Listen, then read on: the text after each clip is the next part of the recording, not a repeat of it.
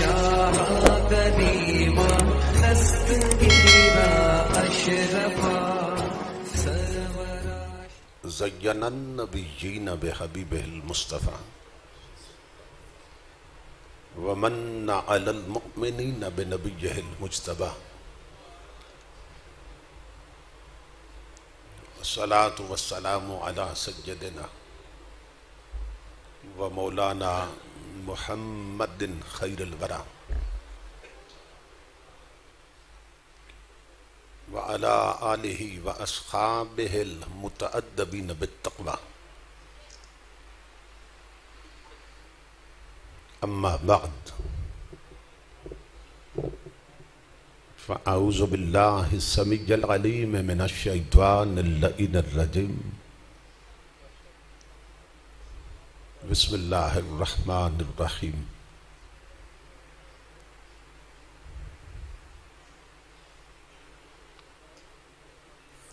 فاذکروا آلاء اللہ لعلکم تفلحون صدق اللہ مولانا العظیم ان اللہ وملائکتہ یصلون علی النبی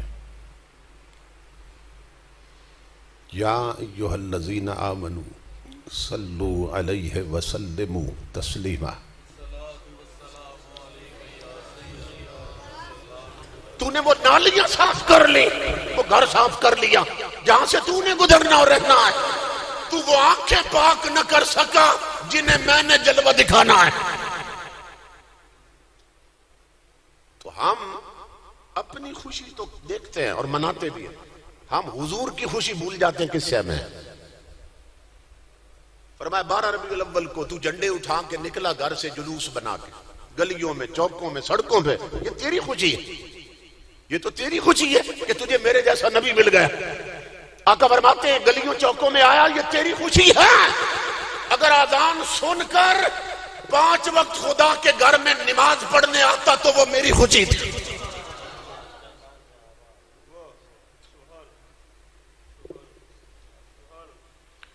تو بتاؤ کہ ہم زندگی بھر اپنی خوشی مناتے رہیں گے، آقا کو خوشی نہیں دیں گے ہم۔ کتنی عورتیں ہیں جو نماز پڑھتی ہیں، کتنے مرد ہیں جو نماز پڑھتے ہیں۔ مسجد کتنی خوبصورت ہے آپ کی، قالین بچھے ہے، ماربل لگا ہے، پنکھے چل رہے ہیں، اور مسجد کے ارد گرد آبادی کتنی ہے جنہوں نے مل کے یہ مسجد بنائی ہے۔ اور یہ بھی دیکھو 5 وقت مسجد میں نمازی کتنے ہیں، شاید ایک صف بھی پوری نہیں ہوتی ہوگی۔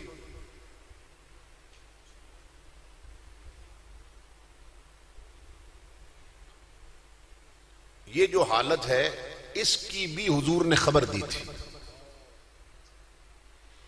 ایک حدیث پاک ہے جس میں قرب قیامت کی حضور نے 72 علامتیں بیان کی ہیں، 72 علامتیں۔ اب اس ایک حدیث پہ 4 مہینے میرا خطاب چلتا رہا ہے، 16 گھنٹے خطاب ہوا اس ایک حدیث پہ۔ اس کی ریکارڈنگ ملتی ہے تو وہ جو 72 نشانیاں حضور نے بتائیں میری امت میں یہ خرابیاں اور برائیاں پیدا ہو جائیں گی، اس میں سے 3 میں ابھی بیان کرنے لگا۔ جو مسجدوں کا حال ہے یہ 15 صدیاں پہلے آقا نے بتایا تھا۔ امام الانبیاء نے فرمایا میری امت پہ وقت آئے گا وَحُلِّيَتِ الْمَصَاحِفِ وَصُوِّرَتِ الْمَسَاجِدِ وَطُوِّلَتِ الْمَنَائِرِ۔ امام الانبیاء نے فرمایا میری امت پہ وقت آئے گا ہر گھر میں قرآن سجا سمرا پڑا ہوگا۔ گھروں میں جاؤ نا تو قرآن پاک الماریوں میں پڑے ہیں، بند پڑے اندر، لیکن دیکھو تو اوپر ویلوٹ کے غلاف ہیں، مخمل کے غلاف ہیں۔ کوئی خوبصورت کپڑا جب بچ جاتا ہے گھر میں تو عورتیں پھر قرآن کا غلاف بنا دیتی، اور اندر قرآن پاک جو ہے وہ بھی آپ دیکھیں تو قیمتی سے قیمتی قرآن پاک خرید کے گھر رکھا ہوا ہے. جتنا امیر ہے اتنا قیمتی قرآن گھر میں ہے. شائننگ پیپر ہے. اور بعض تو قرآن پاک گولڈن کلر میں ہے, وہ کھولو تو ایسے لگتا ہے کہ سونے کے پانی سے لکھا گیا ہے. مختلف رنگوں میں قرآن چھپ کے آ گئے. گھروں میں سجے سورے پڑے ہیں.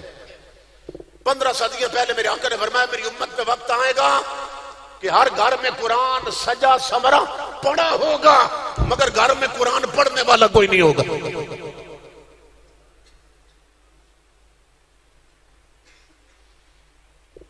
یہ توجہ طلب بات ہے. گھر میں قرآن پڑھنے والا نہیں ہوگا, لیکن قرآن بڑا سجا کے رکھا ہوگا.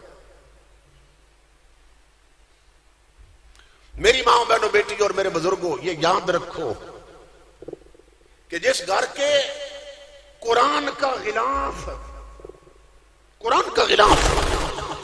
فجر کی نماز کے بعد روزانہ نہ اترے تلاوت کے لیے, اس گھر کے رہنے والوں کے دلوں پر پڑے ہوئے غفلت کے غلاف کبھی نہیں اترتے ہیں.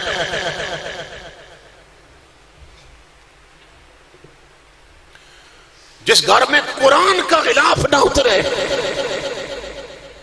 ان کی غفلت کی پٹیاں نہیں اترتی ہیں. آج صورتحال یہ ہے, بچیاں ٹچ موبائلوں پہ ہیں, بعض رومانٹک ناول پڑھتی ہیں. بوڑھے بوڑھے لوگ ہیں, بوڑھے بوڑھے لوگ صبح سویرے اگر نائی کی دکان قریب ہے نا تو وہاں جائیں گے. کیوں کہ وہاں اخبار مل جاتا ہے. وہ سستا اخبار نائی خرید کے رکھ لیتے ہیں کیونکہ ان پہ کنجریوں کی تصویریں بھی ہوتی ہیں. اور طلب ہے بوڑھے بوڑھے لوگ جو 2 حرف پڑھ لیتے ہیں. یہ بعض ایسے ہیں جو کسی بھی ڈپارٹمنٹ سے ریٹائر ہوتے ہیں نا, اب گھر میں اور کوئی کام نہیں, وہ روزانہ اخبار پڑھتے ہیں. 50 سال نوکری کی اس نے, اب گھر آیا بیٹھا ہے, اب زندگی کے آخری سال ہیں اور اسے طلب ہے کہ دنیا میں کیا ہو رہا ہے, نئی نئی خبریں مجھے پتا چلے, ملک میں کیا ہو رہا ہے, انٹرنیشنل لیول پہ کیا ہو رہا ہے. او بدبخت, تو خود قبر میں اترنے والا, تجھے دنیا کی خبروں کی طلب ہے, وہ اپنی خبر لے, تجھے نہیں معلوم تیرے ساتھ قبر میں کیا ہونے والا ہے. جس نے 60 سال کی عمر میں بھی اپنی خبر نہ لی اور دوسروں کی خبروں کے چسکے لیتا رہا, سمجھو اس کی قبر بھی خراب ہو گئی, قیامت بھی خراب ہو گئی.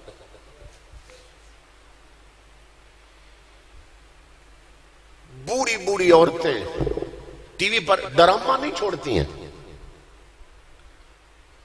رب کے سجدے چھوڑ دیتی ہیں. جوان لڑکیاں ٹی وی پر ڈرامے کی قسط نہیں چھوڑتی, نمازیں چھوڑ دیتی ہیں. بوڑھے بوڑھے لوگ اڈوں اور ہوٹلوں پہ تاش کھیلتے رہتے ہیں, حقہ پیتے رہتے ہیں, حقے کے کاش نہیں چھوڑتے, تاش کی بازی نہیں چھوڑتے, مگر خدا کی نمازیں چھوڑ دیتے ہیں. اور جوان اس سے بڑھ کر غافل ہو گئے کہ اگر جمعہ کے دن ٹی وی پہ کرکٹ میچ آ جائے,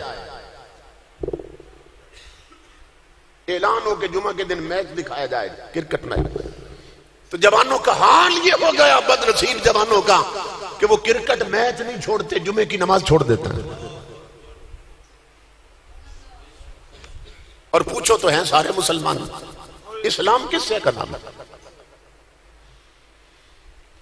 اور بہت سے لوگ آ سکتے تھے مگر بارش کی وجہ سے نہیں آئے.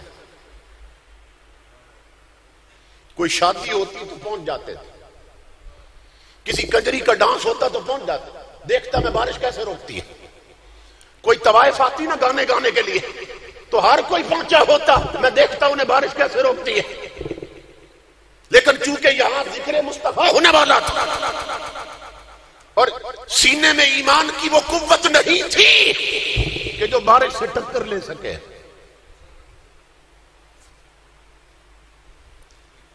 تین جملے کسی دور میں اکٹھے لکھے جاتے تھے, عربی میں بھی, فارسی میں بھی, اردو میں بھی, کہ ایسا ہو ہی نہیں سکتا. 3 چیزیں امپاسبل, ناممکن. کیا؟ ایک جملہ لکھا تھا کہ یہ ہو ہی نہیں سکتا کہ شمع جلے اور پروانہ نہ آئے. دوسرا جملہ یہ تھا یہ ہو ہی نہیں سکتا کہ پھول کھلے اور بلبل نہ پہنچے. اور تیسرا جملہ یہ لکھا تھا کتابوں میں یہ ممکن ہی نہیں کہ ذکر مصطفیٰ ہو اور امتی نہ پہنچے.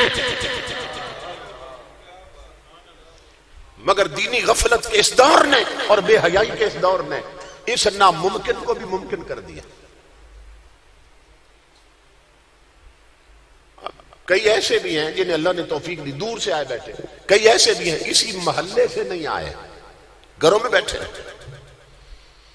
ان کے اندر طلب ہی پیدا نہیں ہوئی کہ ہمارے پڑوس میں جنت کا باغ کھلا ہوا ہے ہم جنت میں چلے جائیں. طلب ہی پیدا نہیں ہوئی. کیوں؟ اس لیے کہ دل ٹیڑے ہو جاتے ہیں. قرآن میں اللہ فرما رہا ہے قرآن ہم نے پڑھنا چھوڑ دیا. قرآن بتاتا ہے قوموں پر کیا کیا حالتیں گزرتی ہیں. اللہ فرماتا ہے فَلَمَّا زَاغُوا أَزَاغَ اللَّهُ قُلُوبَهُمْ وَاللَّهُ لَا يَهْدِي الْقَوْمَ الْفَاسِقِينَ. اللہ فرماتا ہے کچھ بدبخت لوگ جب شریعت کا سیدھا راستہ چھوڑ دیتے ہیں اور ٹیڑے راستوں پہ چلتے ہیں, ٹیڑے ڈنگے راستوں پہ. شیطان کے سارے راستے ڈنگے ہوتے ہیں, ٹیڑے ہوتے ہیں. اللہ فرماتا ہے شریعت کا سیدھا راستہ چھوڑ دیتے ہیں اور جب چلتے ہیں نا زندگی میں ٹیڑے راستوں پر تو ازاغ اللہ قلوبہم, اللہ سزا کے طور پر ان کے دل بھی ٹیڑے کر دیتا ہے.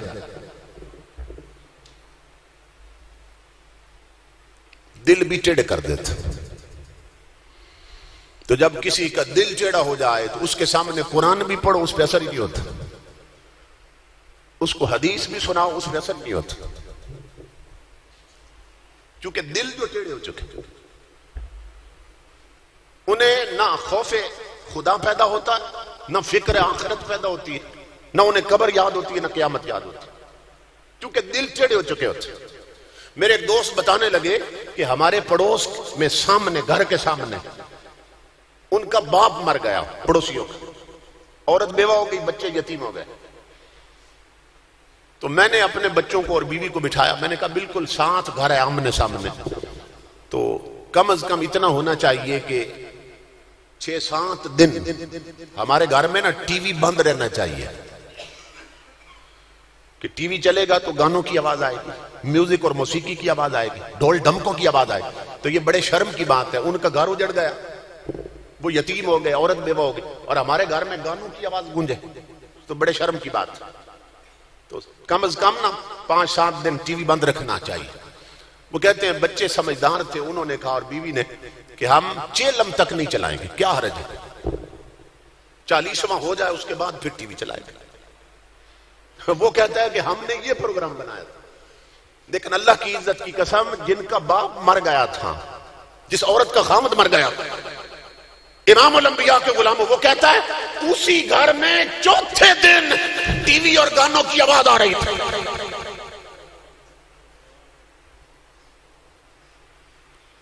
اور بدبختوں کے گھر سے جنازہ اٹھا ہے مگر انہیں موت یاد نہیں آئی, انہیں اپنی قبر اور قیامت یاد. اسی گھر میں ٹی وی کی آواز آ رہی تھی, گانے چل رہے تھے. کیوں؟ دل جو ٹیڑے ہو گئے. اور جب دل ٹیڑے ہو جائیں تو یہی اثر ہوتا ہے. تو امام الانبیاء نے فرمایا حلیت المصائب, گھروں میں قرآن سجے سمرے پڑے ہوں گے, پڑھنے والا کوئی نہیں ہوگا.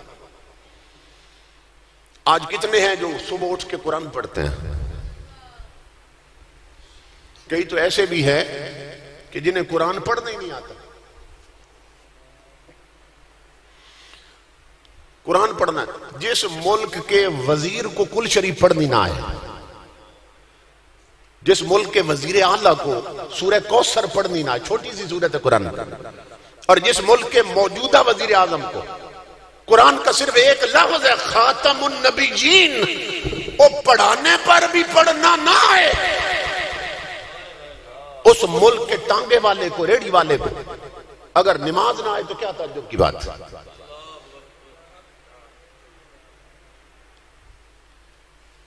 یہ بات سمجھ آ رہی ہے آپ کو؟ تو امام الانبیاء نے فرمایا ہر گھر میں قرآن سجا سمرا پڑا ہوگا مگر پڑھنے والا کوئی نہیں ہوگا. اور آقا نے فرمایا وَسُوِّرَتِ الْمَسَاجِدِ, میں مسجد کی بات کر رہا تھا، آقا نے فرمایا مسجدیں بڑی سجا دی جائیں گی، مسجدیں سجی ہوں گی، سمری ہوں گی، مگر نمازی کوئی نہیں ہوگا۔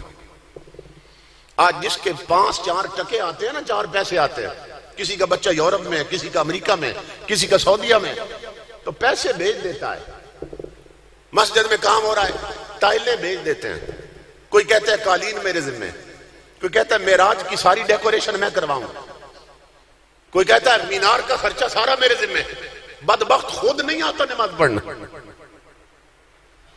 یہ جو 5 وقت مؤذن اذان میں کہتا ہے یا علی الصلاۃ، آؤ نماز کی طرف، تو اس نے قالینوں کو آواز دی ہے کہ تو نے قالین بھیجے ہیں خود نہیں آیا، اس نے اینٹوں کو آواز دی ہے نہ بد نصیب کہ تو نے ٹائلیں بھیج دی ہیں خود نہیں آیا، اور خدا نے تو تجھے بلایا تھا اپنے گھر میں، تو نے قیمتی ساؤنڈ بھیج دی ہے، گھڑیاں لگوا دیتے ہیں، پنکھے لگوا دیتے ہیں، محراب کا کام کروا دیتے ہیں، بدبخت خود مسجد میں نماز پڑھنے نہیں آتے، اور محلے والے مل کے باتیں کرتے ہیں ہماری مسجد بڑی سج گئی ہے، ہم نے مسجد بڑی سنوار دی، بڑی سجا دی، اور مدینے سے آواز آ رہی ہے یہ تیری نظر میں سجی ہے۔ میرے نادان امتی، مسجدوں کی زینت قیمتی قالین نہیں ہوتے، مسجدوں کی زینت قیمتی گھڑیاں اور پنکھے نہیں ہوتے، مسجدوں کی زینت نمازیوں کے جھکے ہوئے سر ہوتے ہیں۔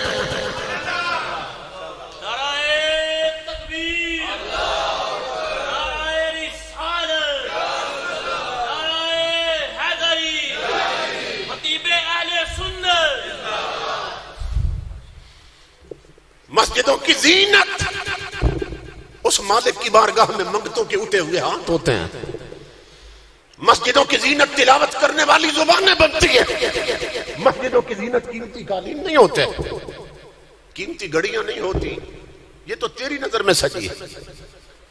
آقا نے 15 صدیاں پہلے خبر دی وَصُوِّرَتِ الْمَسَاجِدِ، مسجدیں بڑی سجا دی جائیں گی مگر نمازی کوئی نہیں ہوگا۔ اور تیسری خبر دی حضور نے وَطُوِّلَتِ الْمَنَائِرِ، مسجدوں کے مینارے بڑے اونچے کر دیے جائیں گے۔ یہ میں حدیث پڑھ رہا ہوں، مسجدوں کے مینارے طویل اونچے کر دیے جائیں گے، لمبے کر دیے جائیں گے، مگر مینارے جتنے اونچے ہوں گے نا، قوم کا اخلاق اتنا ہی نیچا ہو جائے گا، کردار اتنے ہی پست ہو جائے گا۔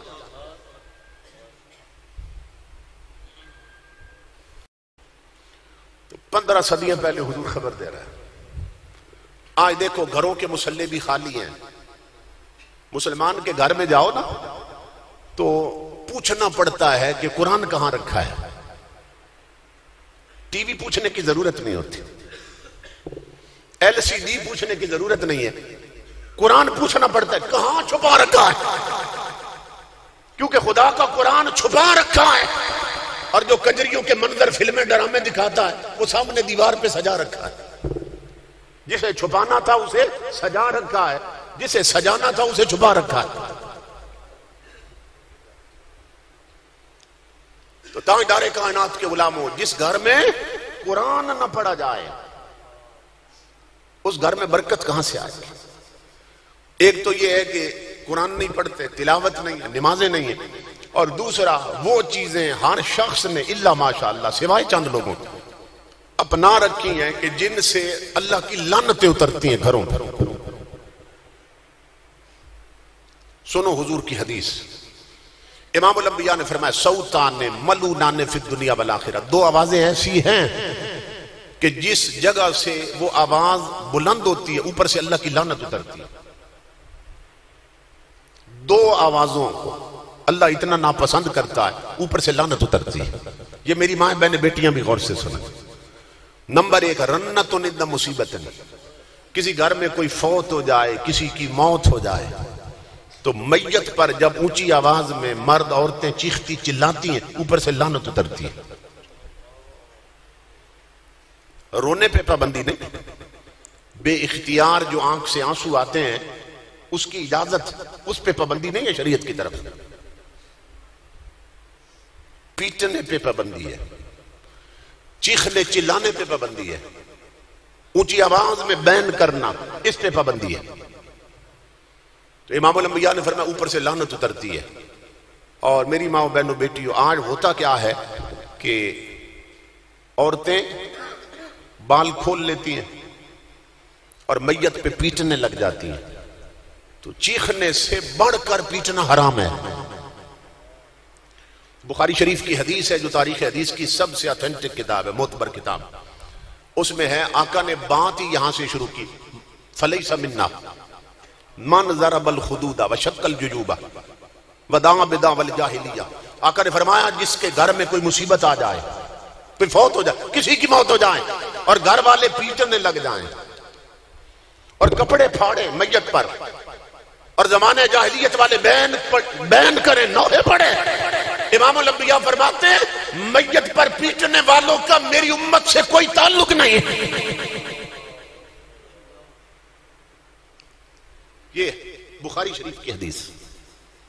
تو پیٹنا تو چیخنے سے بھی بڑا حرام کام ہے، مگر یہ بھی کر رہی ہیں. اور رونے پہ پابندی نہیں ہے، جو بے اختیار آنکھ سے آنسو آتے ہیں اس کی اجازت ہے شریعت.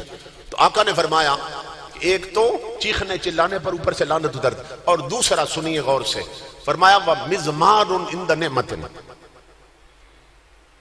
جس گھر میں خوشی کا موقع ہو، بچے کی منگنی ہو، عقیقہ ہو، ولیمہ ہو، شادی ہو، اور اس گھر میں ڈول بجیں، رانگ بجیں، میوزک اور موسیقی کی آواز آئے، اس گھر میں کنجریوں کے گانے چلیں، امام الانبیاء فرماتے ہیں اوپر سے اللہ کی لعنت اترتی ہے.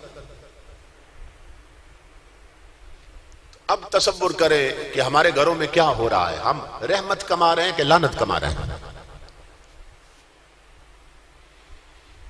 اور امام الانبیاء نے فرمایا، آقا نے فرمایا لعن اللہ الناظر والمنظور الیہ، کہ جو عورت بے پردہ گھر سے نکلتی ہے اس پر بھی لعنت، اور جتنی آنکھیں اسے دیکھتی ہیں نکلنے والی پر، بری نیت کے ساتھ جو آنکھیں اٹھتی ہیں، سب دیکھنے والوں پر بھی لعنت.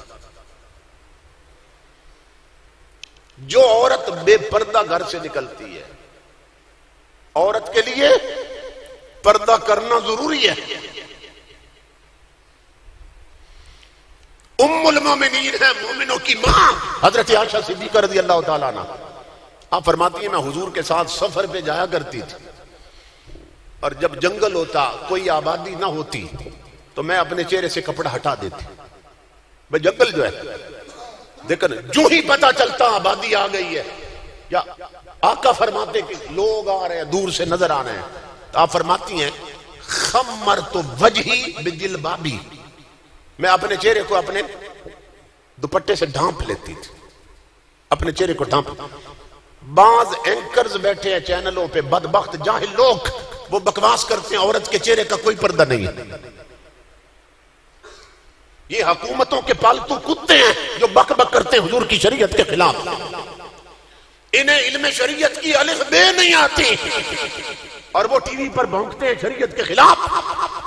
ام المومنین، مومنوں کی جو ماں ہے، جب وہ چہرے کا پردہ کر رہی ہے، اور کس کو چھٹی ہو سکتی ہے؟ تو میرے آقا نے فرمایا عورت جب بے پردہ گھر سے نکلتی ہے، سنو میری ماں بہنوں بیٹیوں، اس کو دیکھ کر شیطان خوشی سے ناچنے لگ جاتا ہے. شیطان اتنا خوش ہوتا ہے اس عورت کو جس نے چہرے کا پردہ نہیں کیا اور گھر سے باہر نکلی ہے. شیطان اسے کیا کہتا ہے؟ حضور فرماتے ہیں شیطان کہتا ہے انت نصف جندی، کہتا ہے واہ واہ میری موج ہو گئی کہ مجھے اب اپنا شیطانوں کا لشکر بلانے کی ضرورت نہیں رہی. عورت کو کہتا ہے تو میرا آدھا لشکر ہے. شیطان کا آدھا لشکر بھی کروڑوں میں، لاکھوں میں. وہ کہتا ہے اس عورت کو جو بے پردہ نکلی ہے، تو میرا آدھا لشکر ہے. کیا مطلب؟ کہ شیطانوں کا آدھا لشکر جو لاکھوں کروڑوں میں، اتنا گمراہ وہ نہیں کرتا اللہ کی مخلوق کو جتنا بے پردہ نکل کر تو گمراہ کر کے آئے گی. صرف ایک عورت نکلے تو شیطان کے آدھے لشکر کا کام کر کے آتی ہے. تو ہمارے بازاروں میں ایک نکلتی ہے. سیال کوٹ کے پارک دیکھیے، شاپنگ مال دیکھیے، بازار دیکھیے، پورے ملک میں آگ لگی ہے. ایک عورت نکلے تو اتنی گمراہی پھیلا دیتی ہے، اور جب ہر گھر سے نکلی ہو اس ملک میں برکت رحمت کہاں سے آئے گی؟ تو میری ماں بہنوں بیٹیوں، اپنے آپ کو شریعت کی چادر میں رکھو۔ آج اللہ نے سب کو رزق دے رکھا ہے، ایک 5-6 گز کی چادر بنا لو اپنے قد کے حساب سے۔ جب گھر سے نکلو تو اس چادر کو لپیٹ کے نکلو، پردہ کر کے نکلو، تاکہ رحمتوں میں جاؤ، رحمتوں میں پلٹ کے آؤ۔ جو بے پردہ نکلتی ہے وہ لعنتوں میں جاتی ہے، اور لعنتوں میں ہی گھر لوٹ کے آتی ہے۔ تو پھر گھر میں برکت کہاں سے آئے گی؟ بعض لوگ کہتے ہیں جی محنت کرتے ہیں، کمائی کرتے ہیں، مگر رزق میں برکت نہیں ہے۔ تو یہ بھول جاتے ہیں کہ گھر کی ہر عورت لعنت کما کے گھر آ رہی ہے، تو برکت کہاں سے آئے گی رزق؟ اپنے آپ کو چھپاؤ، کیونکہ عورت چھپانے کی شے ہے۔ ام المومنین تاجدار کائنات کے غلاموں حضرت عائشہ صدیقہ فرماتی ہے میں اپنے چہرہ چھپا لیتی تھی، اور حضرت خاتون جنت سیدہ فاطمہ الزہرا رضی اللہ تعالیٰ عنہ، آپ کا آخری وقت تھا جب بیمار ہوئی اور پھر فوت ہو گئی، تو حضرت ابو بکر صدیق کی جو زوجہ تھی حضرت اسماء بنت امیس، وہ اس وقت گھر میں جایا کرتی تھی خدمت کے لیے۔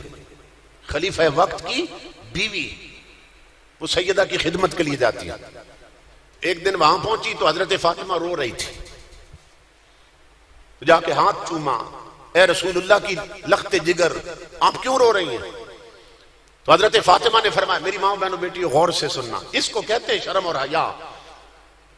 آپ نے فرمایا اسماء میں رو رہی ہوں کیونکہ میرا دنیا سے جانے کا وقت آ گیا ہے، اور مجھے ایک بات رلا رہی ہے، تڑپا رہی ہے، کیا کہ جس چارپائی پہ عورت کی میت رکھ کے لے جاتے ہیں نا جنازہ پڑھنے، اس چارپائی پہ پردہ نہیں ہوتا، میت ہوتی ہے چارپائی پہ، اوپر چادر ڈال دیتے ہیں، چادر۔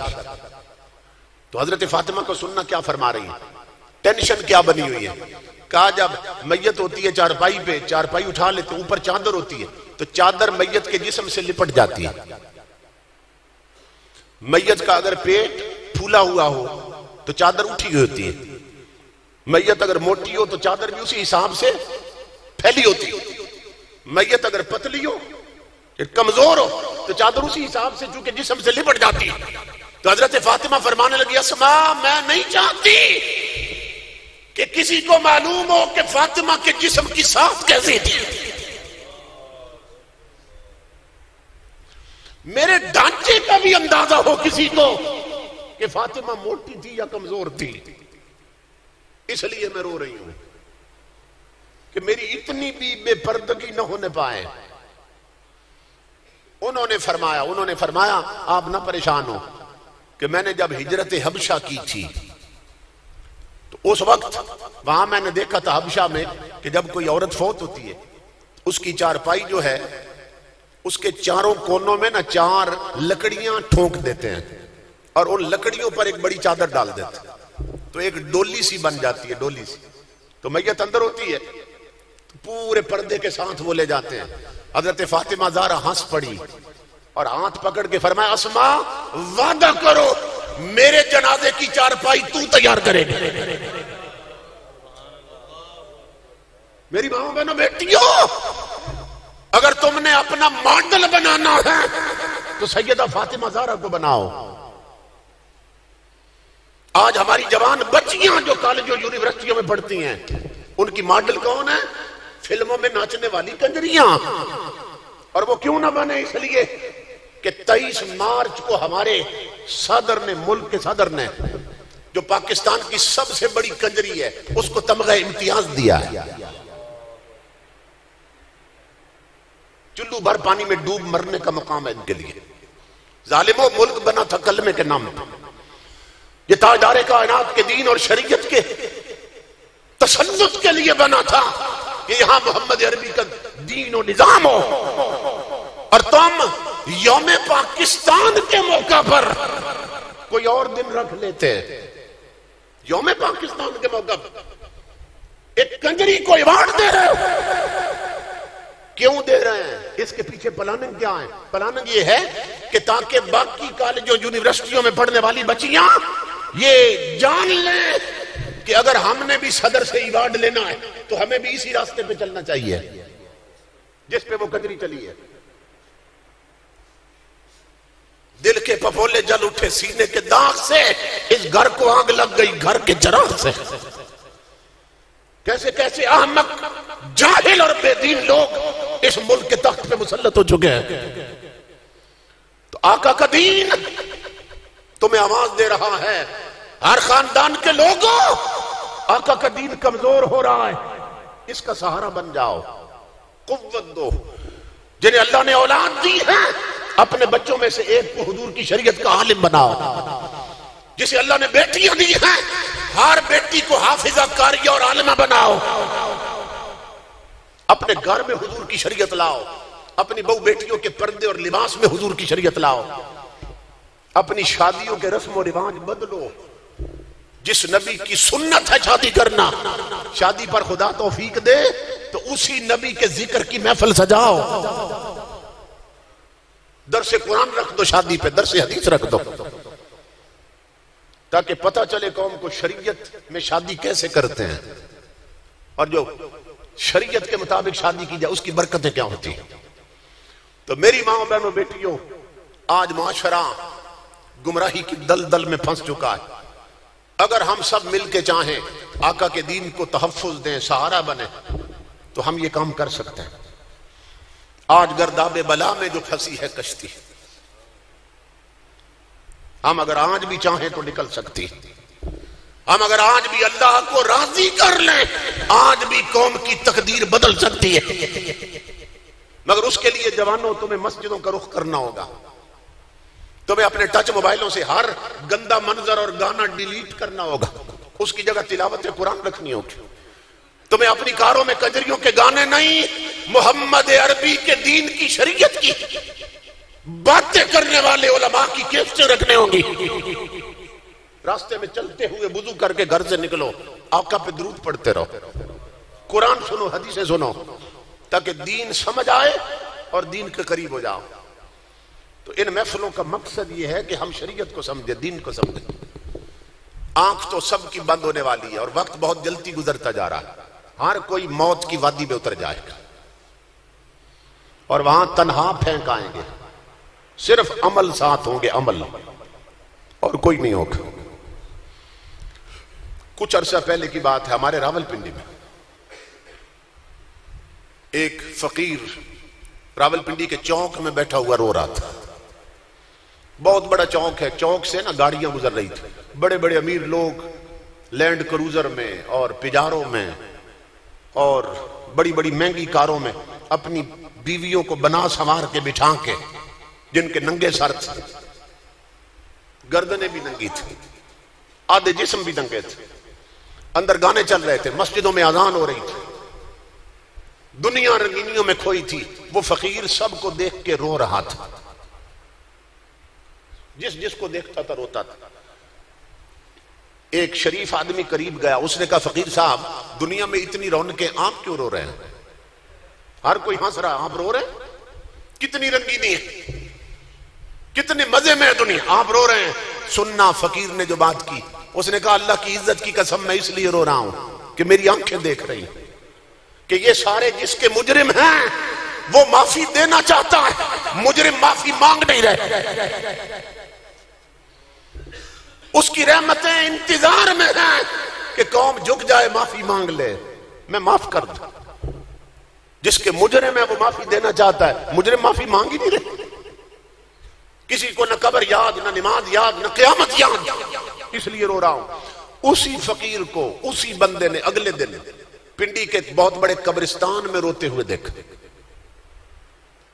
قبروں کے درمیان بیٹھا تھا، قبریں دیکھ دیکھ کے رو رہا تھا. وہ قریب گیا، اس نے کہا اللہ کے بندے عجیب آدمی ہے، تو آبادی میں بھی روتا ہے اور ویرانے میں بھی روتا ہے، بازار میں بھی روتا اور قبرستان میں بھی روتا، اب یہاں کیوں رو رہا ہے؟ اب سننا جو اس نے جواب دیا، اس نے کہا اب اس لیے رو رہا ہوں، اللہ کی عزت کی قسم میری آنکھیں دیکھ رہی ہیں کہ دنیا معافی مانگ رہی ہے، وہ معافی دے نہیں رہا ہے. اب قبریں آگ سے بھری ہیں، اب قبریں بچھوؤں سے بھری ہیں، اب جسموں کے ساتھ سانپ لپٹتے ہیں، بچھو ڈنگ لگا رہے ہیں. اب دنیا چیخ رہی ہے مولا معاف کر دے. آواز آئی معافی کا وقت گزر چکا، معافی کا وہ وقت تھا جب اڈوں اور ہوٹلوں پہ تاش کھیلتے تھے اور نمازیں چھوڑ دیتے تھے. معافی کا وہ وقت تھا جب نبی کی سنت کی ادائیگی کے موقع پر گھر میں ڈھولکی کی تھاپ پہ تمہاری بہو بیٹیاں گانے گاتی تھی. معافی کا وہ وقت تھا جب تم عورتیں ہو کر میک اپ کر کے ننگے منہ بازاروں میں پھرتی تھی. اب معافی کا وقت گزر چکا، اب قیامت تک اسی عذاب کو بھگتتے رہو. تو قبرستانوں میں کیا ہو رہا ہے قبر والوں کے ساتھ ہمیں کیا خبر، وہ کس حال میں ہے. امام الانبیاء فرماتے ہیں تم نہیں سنتے مگر میں سنتا ہوں، تم نہیں دیکھتے ان کا حال مگر میں دیکھتا ہوں. آقا فرماتے ہیں قبریں چیخوں سے بھری ہوئی ہیں، قبریں آگ اور عذاب سے بھری ہوئی ہیں.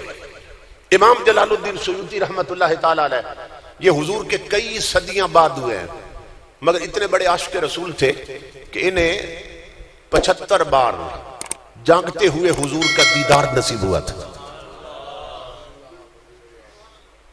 اتنی بڑی شخصیت.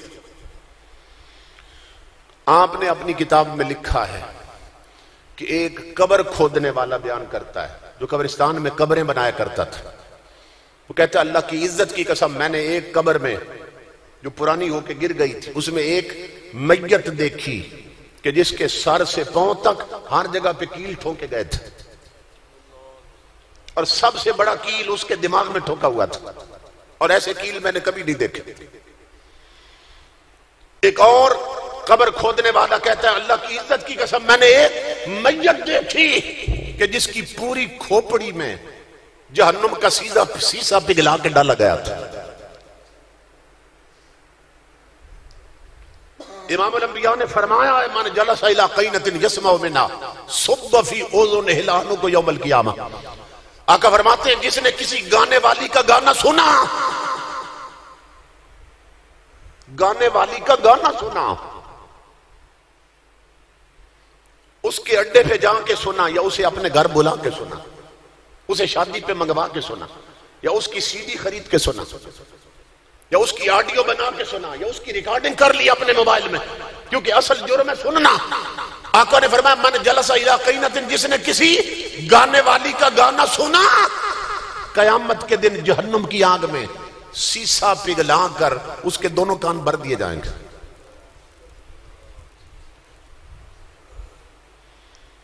آج رکشے میں بیٹھے تو گانے لگے، آج سزوکی میں بیٹھے تو گانے لگے، ٹرک والے گزرے تو گانے چل رہے ہیں، بسوں میں بیٹھو تو صرف گانے نہیں، وہاں ٹی وی لگے ہیں اور فلمیں دکھائی جا رہی ہیں، ڈانس ہو رہے ہیں. ٹریکٹر والا گزرے تو اس نے بھی گانا لگا رکھا. یہ زمیندار لوگ جو لکڑی کے ہل چلایا کرتے تھے، لکڑی کے ہل، وہ وضو کر کے جاتے تھے جس دن انہوں نے ہل چلانا ہوتا تھا تاکہ رزق میں برکت آ جائے. پھر ادھر ہل چلاتے ادھر اپنے نبی پہ درود پڑھتے رہتے، کلمے کا ورد ہوتا رہتا. کوئی سورہ یاسین پڑھتا، کوئی سورہ کاف پڑھتا، کوئی سورہ واقعہ پڑھتا، تو ہر دانے پر رحمت اتر رہی ہوتی تھی. اب اللہ نے دولت دی اور زمینداروں کے پاس اب ٹریکٹر آ گئے.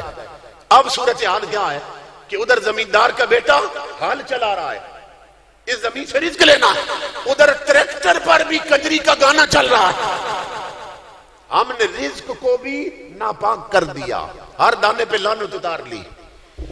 ایسا اناج کھانے والی کام امام الانبیاء کے غلاموں، وہ ڈسکو ڈانسر تو دیکھتی اور سنتی ہے، وہ نمازوں سے تو غافل ہوتی ہے، مگر وہ قرآن خوان نہیں بنتی، وہ 5 وقت کی نمازی نہیں بنتی، ان کی آنکھوں میں شریعت والا حیا نہیں ہوتا. تو جس چیز سے ہمارے نبی روک کر گئے، منع کر کے گئے، سب نے اسی کو جفا مار دیا. حضور سے پوچھا گیا تھا کہ دنیا میں زمین پہ سب سے بری جگہ کون سی ہے؟ یہ کسی بھی عالم سے پوچھو تو تمہارے میرے نبی نے فرمایا تھا جو بازار ہیں سب سے بری جگہ ہے. اور آقا سے پوچھا گیا تھا یا رسول اللہ روئے زمین پر سب سے اچھی جگہ کون سی ہے؟ آقا نے فرمایا جو مسجدیں ہیں وہ سب سے اچھی جگہ. اب چاہیے یہ تھا کہ اگر ہم اپنے نبی سے سچی محبت کرتے تو جو سب سے بری جگہ بتا گئے وہ خالی پڑی ہونی چاہیے تھی، ادھر کوئی منہ بھی نہ کرتا، جاتا تو مجبوراً جاتا. اور جو سب سے اچھی جگہ ہے وہ بھری ہونی چاہیے تھی، لیکن بات اس کے الٹ ہو گئی کہ جو سب سے اچھی جگہ ہے وہ خالی پڑی رہتی ہے، جو سب سے بری جگہ ہے وہاں سب سے زیادہ بے پردہ عورتیں پھر رہی ہوتی ہیں. تو جو قوم اپنے نبی کے حکموں کے اس طرح خلاف چلے اس کا یہی حشر ہوتا ہے جو ہمارا ہو رہا ہے. اس لیے جوانوں، میرے بھائیوں، میری ماں بہنوں، بیٹیوں، اپنے آپ کو نا حضور کی شریعت پہ چلانے کی کوشش کرو. شریعت والے کپڑے پہنو، شریعت والا پردہ کرو. امام الانبیاء نے ایک صحابی ہیں حضرت عبداللہ بن عامر بن عاص، وہ آئے حضور کی بارگاہ میں. انہوں نے کپڑے سارے اسلامی پہنے ہوئے تھے، صرف کپڑوں کا رنگ وہ تھا جو اس دور میں کافر پہنتے تھے.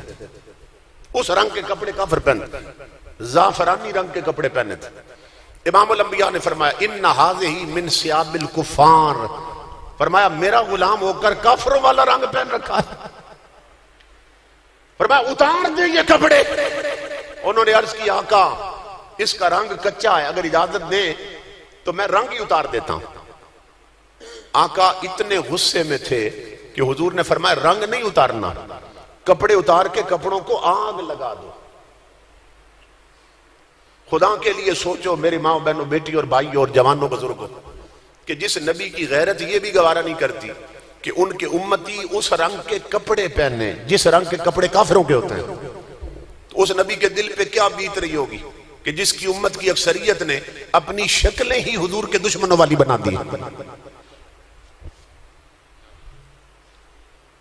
جس نبی کی امت کی عورتوں نے کپڑے ہی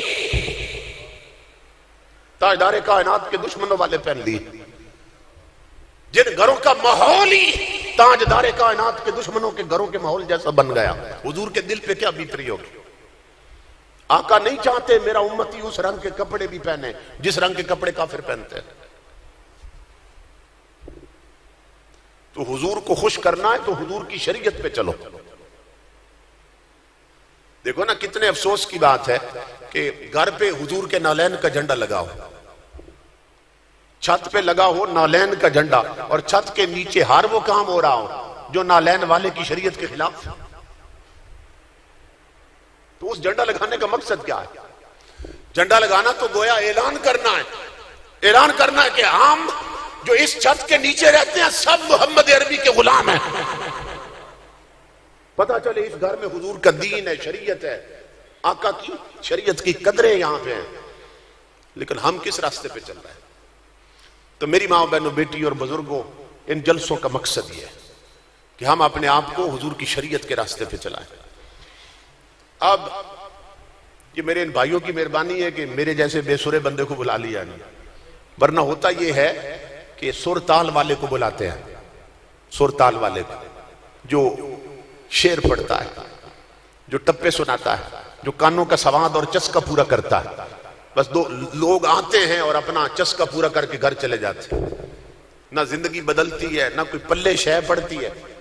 اسی طرح وہ جو 4 نمازی چل رہے ہیں 16 سال سے وہی چلتے رہتے ہیں. تو 5 وقت کے پکے سچے نمازی بن جاؤ اگر حضور کو خوش کرنا ہے.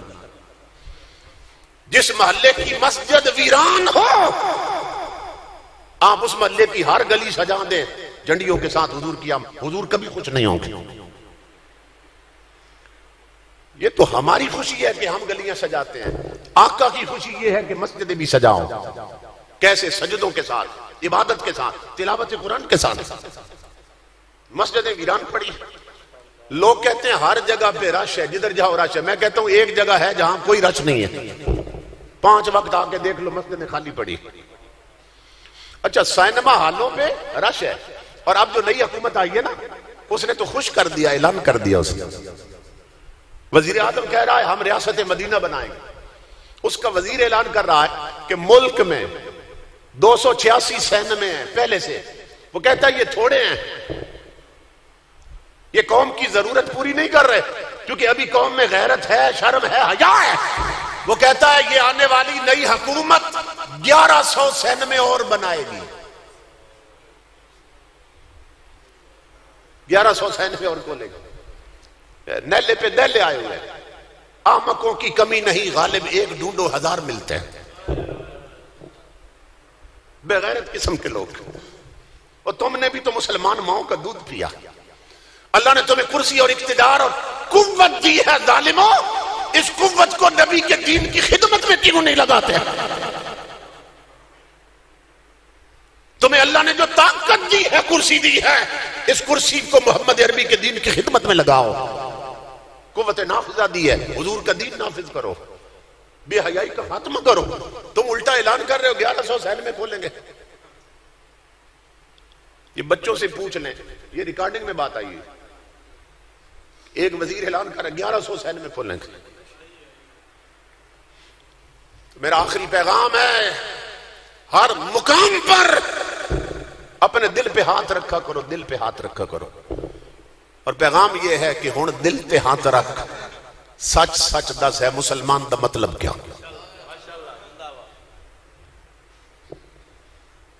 وہ ایک جگی والا بھی اور ایک محل والا بھی، کچے گھر میں رہنے والا، پکے بنگلے میں رہنے، ہر کوئی اپنے آپ کو مسلمان ہی سمجھتا ہے نا۔ تو ہن دل تے ہاتھ رکھ، سچ سچ دس ہے مسلمان دا مطلب کیا؟ یہ عشق نبی نہیں سینے وچ، وطراز ایمان دا مطلب کیا؟ حال یہ ہو چکا ہے، مجھے پنڈی میں ایک مکان کی ضرورت تھی، میں پراپرٹی ڈیلر کے پاس گیا، میں نے اسے کہا کہ ہمیں مکان چاہیے، لیکن شرط یہ ہے مکان مسجد کے ساتھ ہو، مسجد کے ساتھ ہو مکان، تاکہ آسانی سے بندہ جماعت میں شامل ہو سکے۔ تو وہ مجھے ڈیلر بتانے لگا کہ آپ عجیب آدمی ہیں، ابھی آپ سے پہلے ایک میجر صاحب آئے تھے اپنی بیگم کے ساتھ، وہ بھی مکان تلاش کر رہے تھے، اور انہوں نے آ کے کہا ہے کہ ہمیں مکان چاہیے مگر شرط یہ ہے کہ مسجد کے قریب نہ ہو۔ میجر صاحب آئے ہیں بیگم کے ساتھ، کہہ رہے ہیں مکان چاہیے مگر مسجد کے ساتھ نہ ہو، کیونکہ جو صبح کی اذان ہے وہ بچوں کی نیند خراب کرتی ہے، جو اذان کی آواز ہے وہ ہمیں ڈسٹرب کرتی ہے۔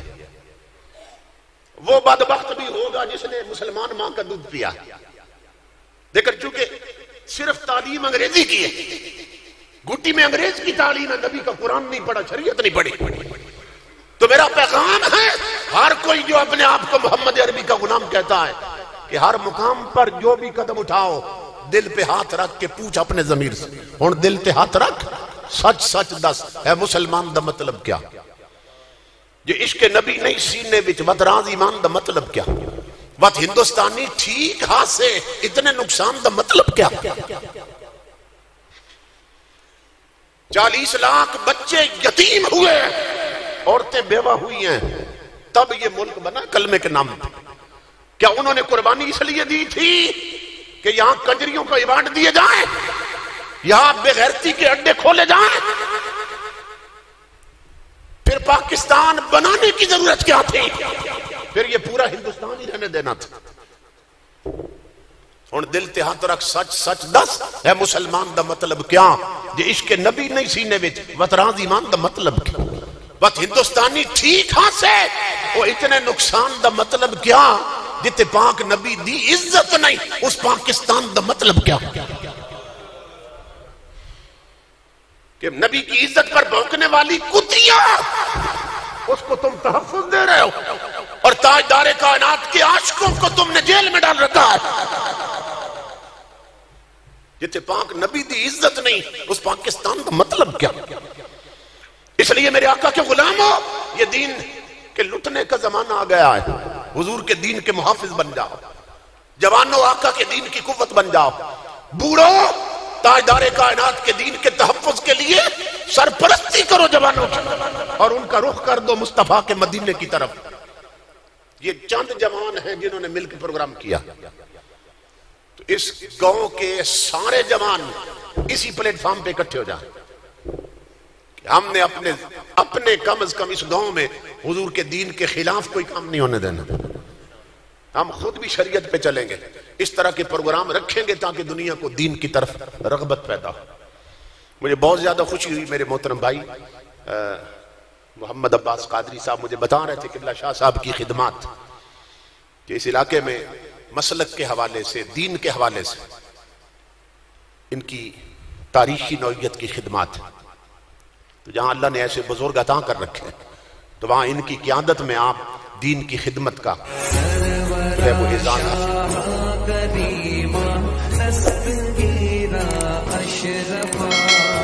سرورا شاہ کریمہ دستگیرہ اشرفا